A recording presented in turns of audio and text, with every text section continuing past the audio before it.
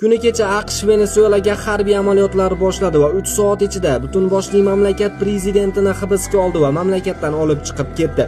Dunyoni shokka tushirgan ushbu amaliyot AQSh razvedkasi va maxsus kuchlari uchun chinakam muvaffaqiyat bo'ldi.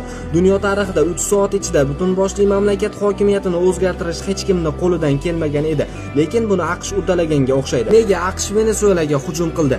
Avvalo, amaldagi prezident Nicolas Maduro mamlakatni diktaturaga aylantirgan edi. Mamlakatda saylovlar soxtalashtirilib, inson huquqlari buzilayotgan edi. Eng asosiysi, geosiyosiy maydonda Venesuela, Rossiya, Xitoy va Eronga ancha yaqin mamlakat edi.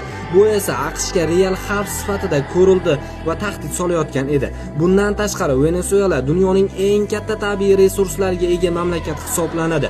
Dunyo neft zaxiralarining salkam 20% dan oshig'i Venesuela hududida aniqlangan. Bu esa to'g'ridan-to'g'ri AQSh manfaatlariga xizmat qilishi mumkin. Shuning uchun uzoq kutilgan voqea kuni kecha yuz berdi. AQSh prezidenti Donald Tramp matbuot anjumanida ochiqchasiga biz neft uchun Venesuelaga bostirib kirdik deya ishorali gaplar gapirdi va Venesuelani o'tish davri tugaguncha nazorat qilishni ham aytdi. Shunaqa do'stlar, ba'zi mamlakatlar yillab urushib, maqsadiga yeta olmayotgan paytda AQSh 3 soat ichida Venesuelani ishini hal qilib qo'yganga o'xshaydi.